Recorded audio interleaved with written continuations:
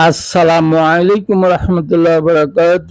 YouTube channel Hasan hash 97, Facebook page Hasan blog hash 97 এর পক্ষে আমি হাসান আপনাদেরকে স্বাগত জানাই। বন্ধুগণ, আজকে আলোচনা করব বাংলাদেশ জাতীয়তাবাদী ছাত্র দল নিয়ে।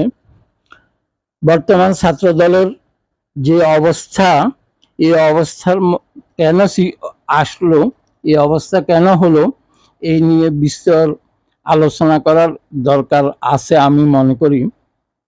কেননা ছাত্রদল, বাংলাদেশ জাতীয়তাবাদী ছাত্রদল গৌরবময় ইতিহাস।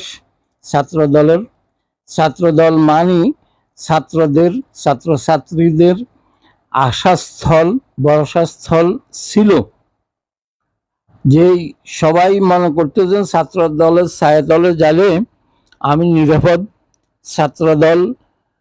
ছাত্রদলের নেতৃবৃন্দ যে কোনো আপদ বিপদ আমাকে সাহায্য করবে, এবং অতীতের ছাত্র নেতাদের কাছ থেকে এরকম সাহায্য পাওয়াই গেছে, যার পরিপ্রেক্ষিতে সর্বস্তরে একটা কথা ছিল যে ছাত্রদল মানে ছাত্রদের অনুকূলে একটা সংগঠন।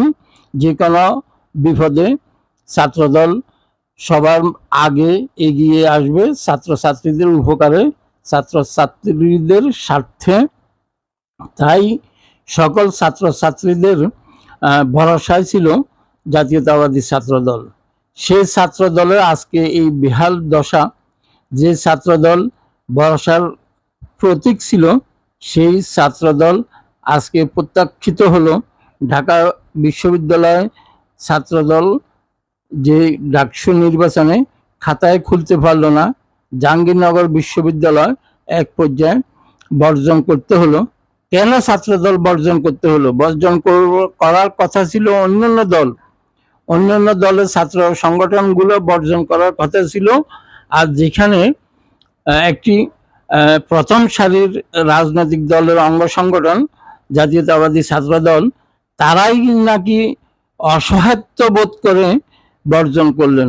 আশ্চর্য না হয়ে পারলাম না যে অতীতে ছাত্র দলের যে অবিনীরা যখন নেতৃত্ব দিয়েছেন, এনিরা নেতৃত্ব দিয়েছেন, খায়রুল কবির খোকনেরা নেতৃত্ব দিয়েছেন, আমানুল্লাহ আমান সাহেবেরা নেতৃত্ব দিয়েছেন, তখন ছাত্রদল ছিল এক উজ্জ্বলময় সংগঠন, যে সবার আশা এবং ভরসার প্রতীক, ছাত্রদের আনুকূল্যের প্রতীক।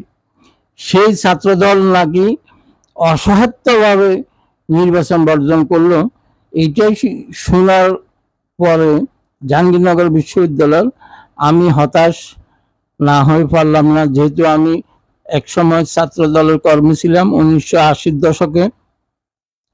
যে ছাত্রদল গৌরবময় ছিল, সারা বাংলাদেশ থেকে ছাত্ররা একটাই ভরসা করতে, যখন আমি ঢাকাতে যাব, আমার যদি টাকার সংকট হয়, আমি কোনো সমস্যায় পড়ি, তাহলে আমি ঢাকা বিশ্ববিদ্যালয়ের মধুর ক্যান্টিনে গিয়ে যে কোনো একজন ছাত্রের কাছে, যে কোনো একজন জাতীয়তাবাদী ছাত্র দলের সমর্থক নেতার কাছে যখন বলবো, সে আমাকে সম্পূর্ণরূপে সাহায্য সহযোগিতা করবে। এটাই ছিল আমাদের সময়কার যে আশা এবং ভরসার দল, জাতীয়তাবাদী ছাত্র দল। সেই ছাত্র দল আজকে যারা নেতৃত্বে আসে, তারাই ছাত্রের কল্যাণের বাইরে গিয়ে তারা লেগে পড়ে নিজেদের কিভাবে আখের গোছাবে, কিভাবে আগে ছাত্ররা প্রতিদিন প্রতি সপ্তাহে ছাত্রদের সাথে যোগাযোগ রাখতেন, মিটিং করতেন, কথা বলতেন, দলীয় দিক নির্দেশনা দিতেন, তুলে ধরতেন। আর আজকে হেরা লিপ্ত হয়ে গেল ব্যবসা বাণিজ্যে, টেন্ডারবাজিতে, কিভাবে নিজেরা কোটিপতি হবেন, কিভাবে নিজেদের ভবিষ্যৎ গড়াবেন। এই জন্য আর দিনের পর দিন কোনো নতুন ছাত্র, পুরাতন ছাত্র, কোনো সহপাঠী, কোনো জাতীয়তাবাদী ছাত্র দলের সদস্য কারোর সাথে কোনো যোগাযোগ করার সময় পান না। ওনারা মহান নেতা সেজে যান, ওনারা ওনাদের স্বার্থের জন্য কাজে লিপ্ত হন।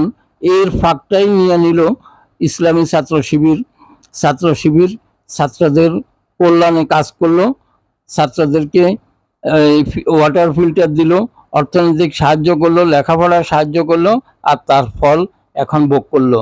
এই জাতীয়তাবাদী ছাত্রদল আমরা তো চাই নাই। বন্ধুগণ, আপনারা কি বলবেন? কেন্দ্রীয় নেতৃবৃন্দুর কাছে অনুরোধ থাকবে যে জাতীয়তাবাদী ছাত্র দলের নেতা নির্বাচনের সময় লক্ষ্য রাখবেন যে কোন নেতা কর্মীদের সাথে মিলে কাজ করতে পারবে, কর্মীদেরকে সময় দিতে পারবে, সমর্থকদেরকে সময় দিতে পারবে, ওইভাবে নেতা নির্বাচন করবেন।